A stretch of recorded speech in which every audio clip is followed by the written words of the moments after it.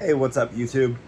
Um, so today we're going to talk about something that's been going on here in our great and beautiful and wonderful country, and that is destruction, and it's violence, and it's anger, and a lot of this stuff is deep seated.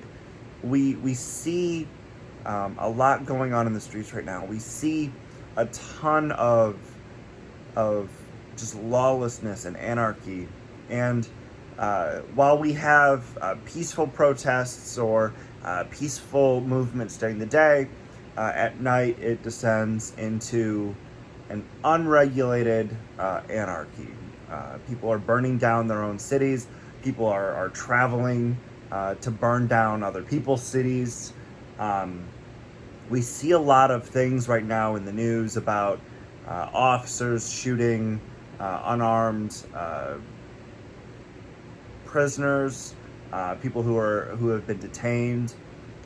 We see a lot of deaths going on at the hands of law enforcement right now, and whether that is justifiable, as we call it, a justifiable homicide, there are definitely things that are not. As law enforcement is taught, when you have someone handcuffed and you have them face down, you can't leave them in that position. They will asphyxiate. But there's a lot of anger, and rightfully so. There should be a lot of anger. The problem is right now that we aren't communicating. When you look at the politics here in the United States, we're not communicating anymore. There is a problem where our leaders on both sides are butting heads, and neither are willing to change that stance. Neither are willing to stop and listen to what the other side is saying, and that creates a problem. We've been looking at the possibility of a second stimulus check now for a couple months, and why hasn't it happened? Honestly, there's one word that sums up the gist of the problem right now, and that's pride. Proverbs 16:18, the New King James Version. Pride goes before destruction, and a haughty spirit before a fall.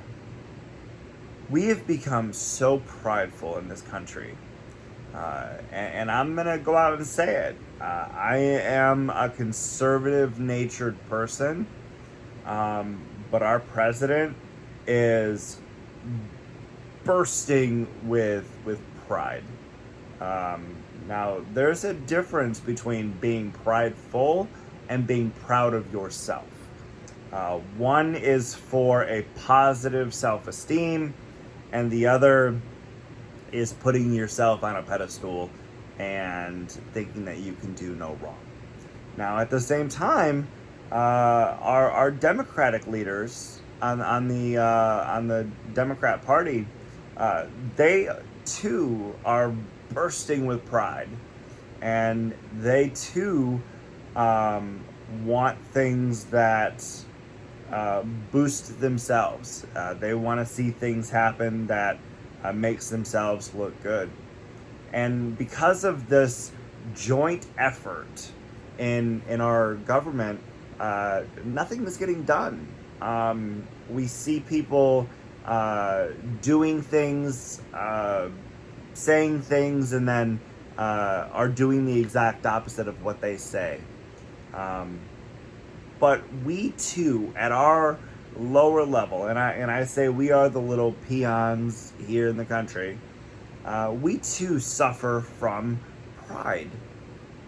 We have gotten to a point where even in our own lives, we don't stop and listen to what's going on around us. We don't stop to hear what someone else is saying.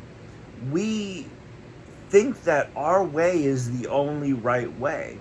Now, here's a few things I will say. And I'm going to go out on a limb and say this, okay? This right here, okay? It's a Bible I know it's weird that people still have these, right? Because isn't this an antiquated and outdated piece of print? No, it's not. In fact, I would dare say, and I do say it, this is the only thing that matters right now. Because we all have our opinions. But what does this say? Right? What does this say about marriage?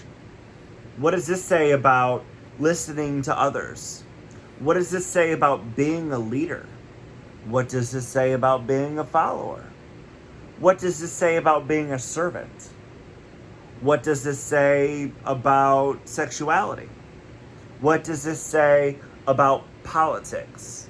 What does this say about money? What does this say about really any other topic you can think of?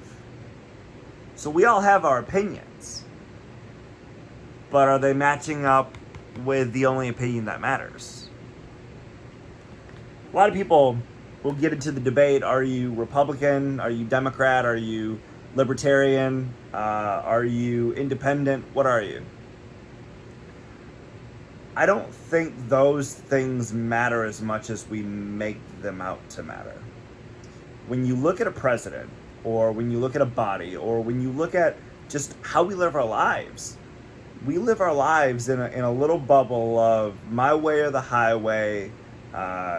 If we have a difference of opinion, you're wrong, get out of my life, I hate you. Even to this point, if you have a difference of opinion, I'm going to fight you or defriend you, as common on the book Facebook. Sorry, I actually do know what it's called. We have gotten to such a hateful, spiteful position that we aren't taking the time to listen. As it says in Scripture, we are to be slow to speak and swift to listen. So what does this say about life, right? What does this say about love? What does this say about all of those things? It isn't a matter of opinion. It's a matter of what does this book say? So you may have a difference of opinion on abortion. You may have a difference of opinion on what marriage is. You may have a difference of opinion on how a ruler should lead. But ultimately, your opinion, if it doesn't match up with Scripture, doesn't mean anything. We have got to get to a point where if we call ourselves Christians, our votes signify the belief system taught in Scripture. So I know this is hard for some people, okay, and I'm gonna probably take some flack for saying this, but if you are pro-life, then you need to be pro-life. What do I mean by that? If you're pro-life, then you need to be pro-foster care, adoption, social services. You need to be pro-life. Because those people, okay, who have children and struggle as a parent, or those people who have children who make bad choices, the children are the ones that suffer. They're the ones that are more likely to get into crime. They're the ones that are more likely to get into drugs. Are we doing what is necessary for those kids? So if you are pro-life, you also need to support those things. You can't just say, no, killing babies is bad and you shouldn't do it, and then never support what happens legitimately. If those same parents are forced to have children, you have to support the agencies that help those kids too. You can't just be pro-life and then leave it at that. No, if you're going to be pro-life, you got to take the whole thing with it. You have to be willing to help support those kids that are being had by parents who may not have even wanted children. Now, Scripture says that every life is valued, and that children are a gift from God. Scripture condemns abortion. I didn't write the book. You can be mad at me for saying it, but abortion is murder. You are extinguishing a life. So it's not about pro-choice, because you had a choice. You had a choice to not get pregnant. You had a choice to have sex out of wedlock. There are choices, and there's consequences for those choices. Now, I didn't write it. God did. If you're going to be pro-social services, okay? If you're going to be pro giving money to the poor, or pro helping those on welfare, food stamps and a small monthly check for stuff like that. If you're going to be for that, then you need to understand what goes into that. As a Christian, it is our job to help the poor. It is our job to help the widows. It is our job to take care of the orphans. It is our job to help those in need. So it's not just about Republican or Democrat.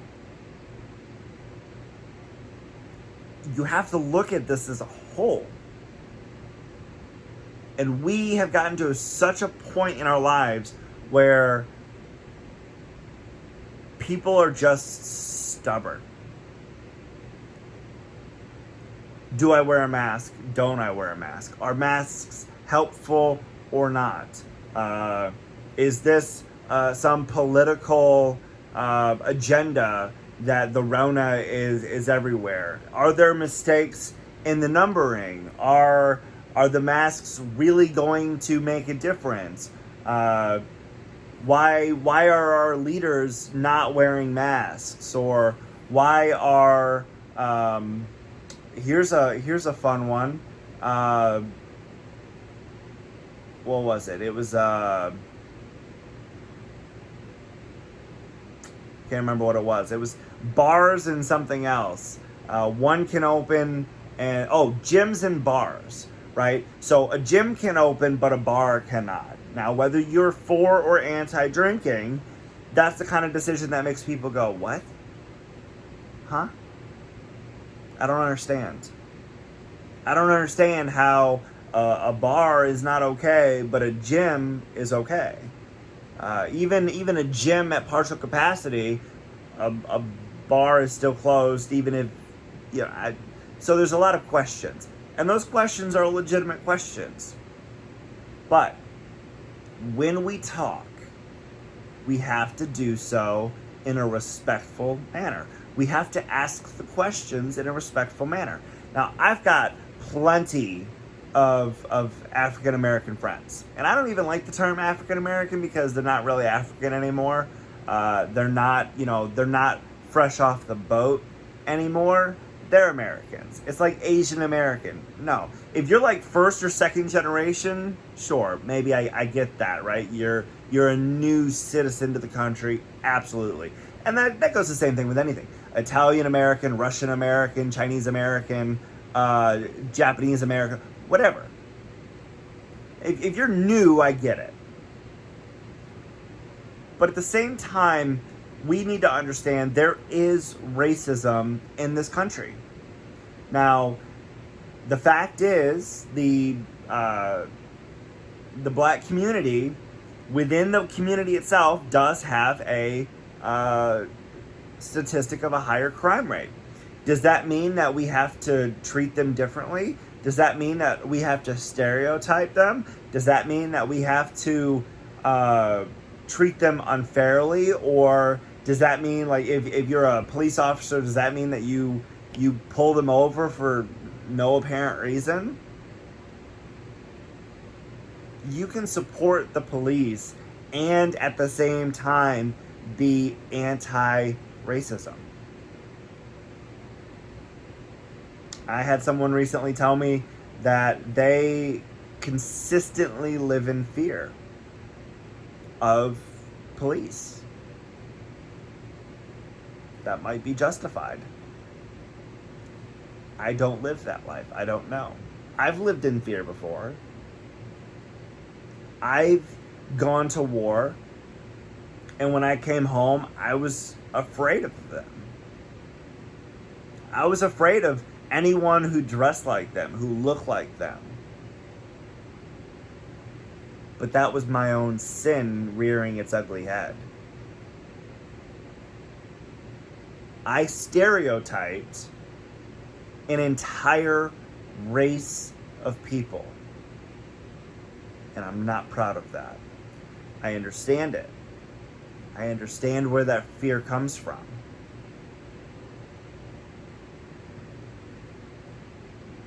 Growing up, I faced people who had money because I didn't. And I looked like I didn't have money. I looked like I just walked out of a thrift store with secondhand clothes that were too big for my britches. The problem is that has always left a scar for me on how people with money look down upon those who don't. I was treated unfairly. I was treated badly. I was beat up and teased and picked on, and my stuff was taken and thrown all over the place. And I one time had my shoes thrown into a urinal while someone was urinating on my shoes.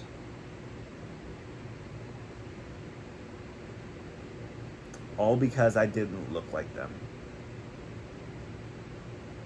Because people made a judgment upon me because of what I wore. It doesn't matter if you're Democrat, Republican, Independent, Black, White, Asian, Hispanic. It doesn't matter. We need to sit down and we need to start loving one another. We need to stop being so opinionated about everything we say, everything we do, everything we think. We need to lay off media because the media is just going to fan the flames. Just the more people get angry, the more people get furious and upset. The more people that riot, the more people that tear down, that gives the news something to report. Look into your heart. Love covers a multitude of sins. And if you are loving one another, if you are loving your neighbor, then you are going to be willing to listen to them and sit down and have an actual legitimate conversation. And if the body of the church, if the actual body of Christians stopped and took a moment to listen and to put your pride aside, maybe COVID wouldn't be spreading as bad as it is. Maybe people wouldn't be getting as sick as they are.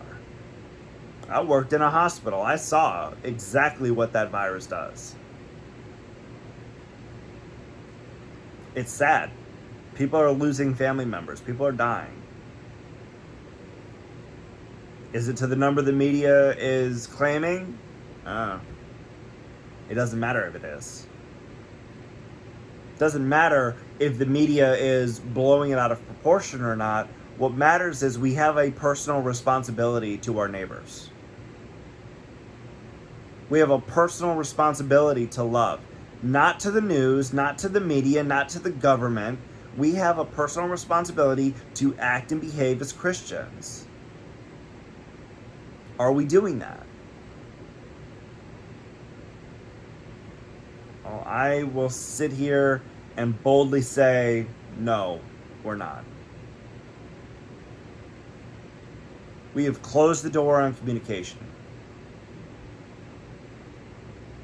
We have an election coming up soon. Maybe. Right? Whether it be mail-in ballots or actually going and waiting in line, we have an election coming up soon.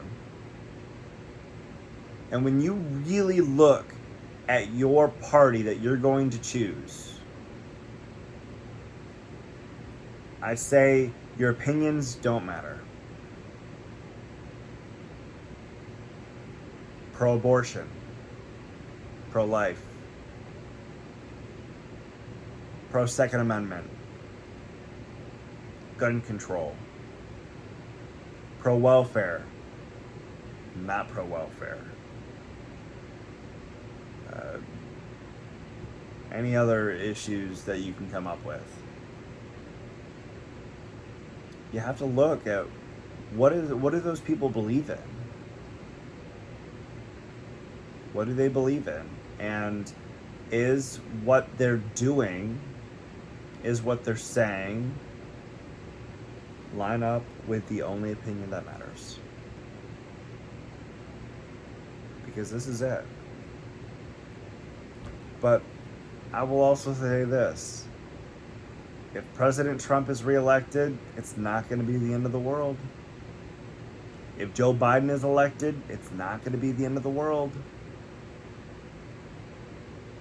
In 4 years, there'll be a new guy or gal. It doesn't matter. We as Christians need to vote along Christian beliefs. We need to open up the table to conversations about racism. We need to open up the conversation about life. We need to open up the conversation about poverty. You know, I was working a job recently and I was getting $10 an hour. $10 an hour at 42 hours a week. After taxes left me with $355 in my paycheck. $355, round that to $350. That's about $1,200. That's at 42 hours a week. $1,200. Any idea how much rent is where I live? Between $800 and $1,200 for rent. You want to talk about poverty? Why do you think the crime rate is so high? Because people live in poverty. We have a cultural problem.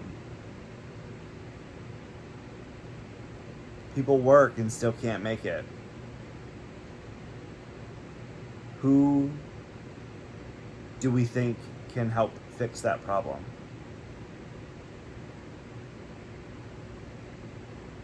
People deserve health care.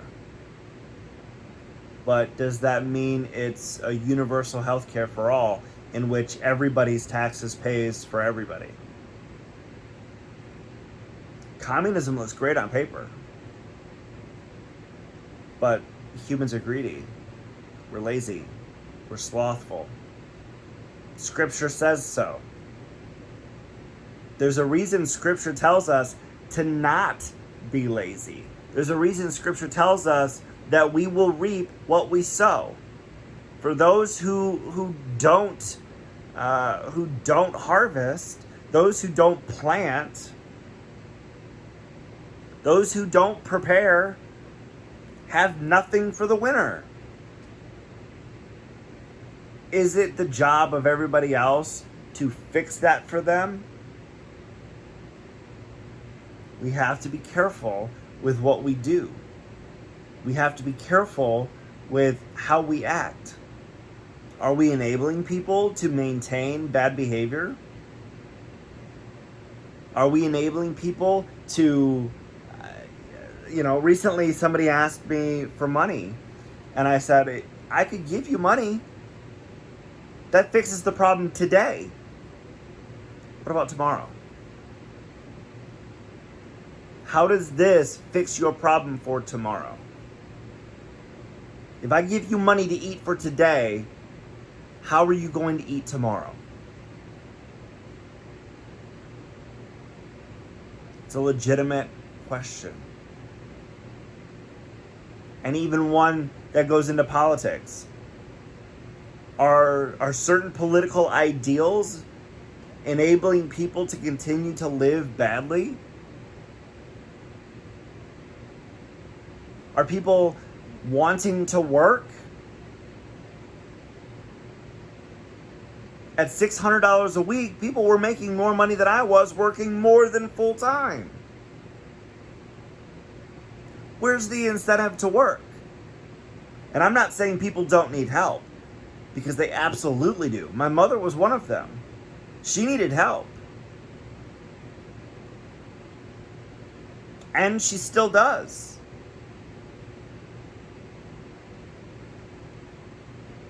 But there's a line in which we want to help, we should help, but then there's that crossing that line to all we're doing is enabling people to continue to not work for what they need.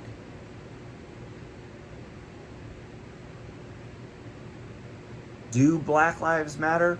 Yes, of course they do. Are there good cops? Yes. Are there bad cops? You better believe it. Just like, are all priests pedophiles? No. That's right, I went there. Because I'm not afraid of being politically correct or not, because this is what matters. Someone's feelings don't matter.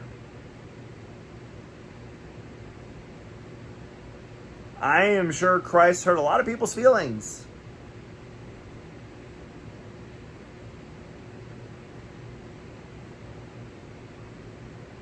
We have to look at our lives through the worldview from Christ.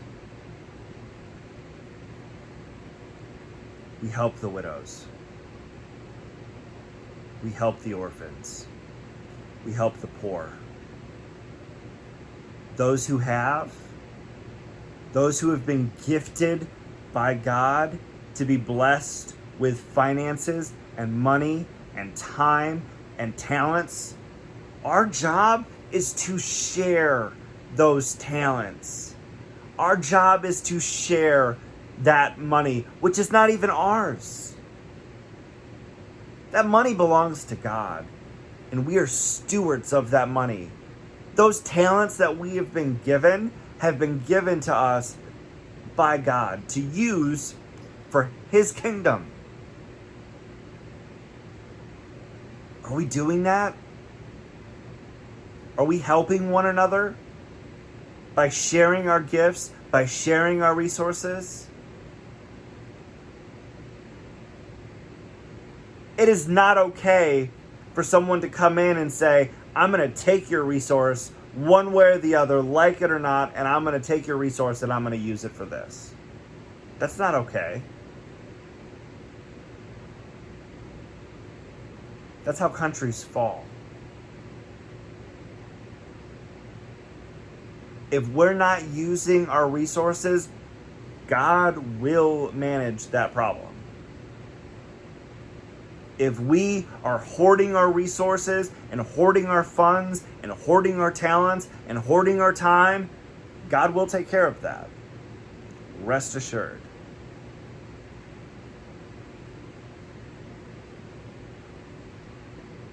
What are we doing with what we've been given? How can we help the poor? How can we actually go and have a conversation about racism in this country? You go and you have a conversation about racism in this country. You get involved. You go. You ask questions. You learn.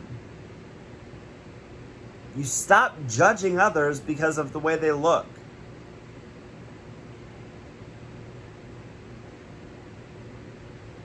It's about someone's content of their character, what's in their hearts, and what they show.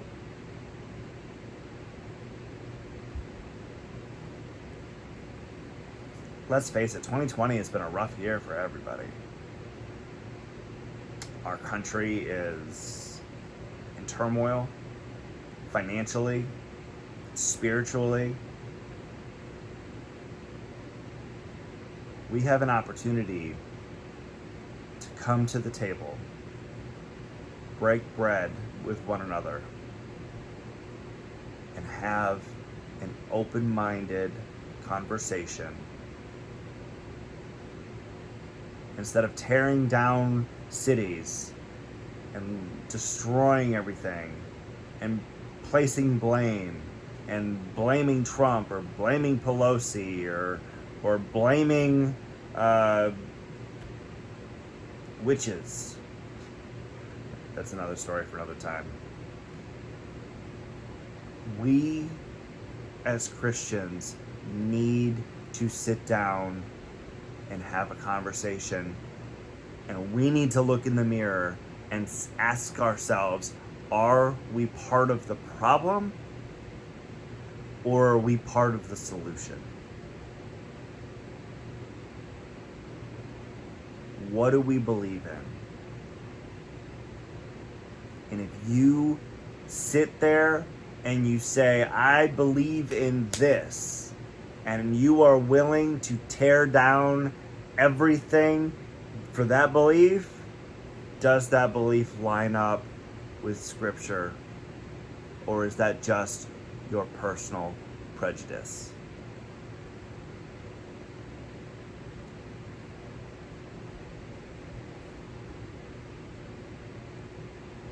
Love covers a multitude of sins.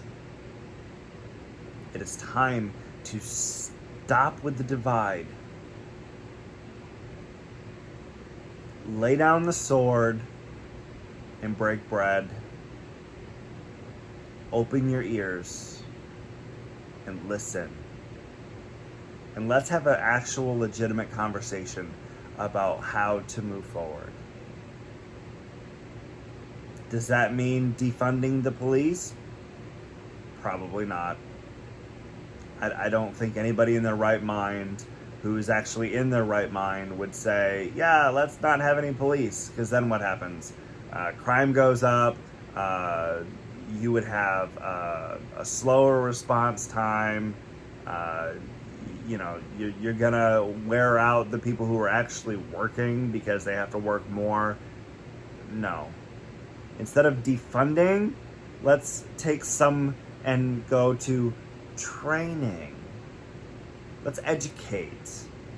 Let's weed out those who make those kinds of bad arrests, those who use an excessive amount of force, those who might have prejudices. We don't want to defund the police. We want to train them. You don't want to defund your peacekeepers. You want to train them to be able to keep the peace.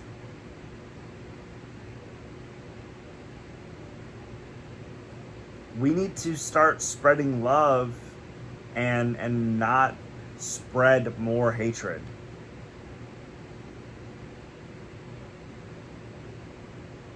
What we need to do is we need to defund hate and start pouring resources into building love instead.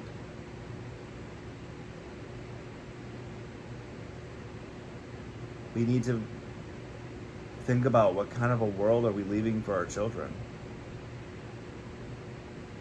Are we going to leave this place better than we found it? Life is short. And when life is short, we need to make the best of what we have with the time that we're blessed with. We should be trying to do everything we can to improve our communities, not destroy them. Just a thought. All right.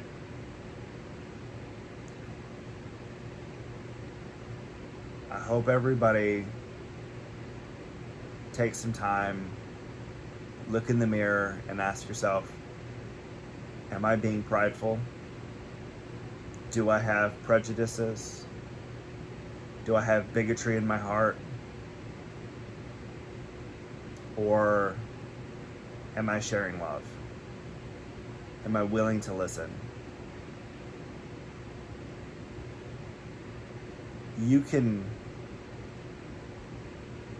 Are you hearing what people are saying? Are you willing to walk a mile in someone else's shoes? Maybe that's where we start, by looking at the man in the mirror, the woman in the mirror, and stop coming up with our own opinions, but to listen and to love like Christ loved us.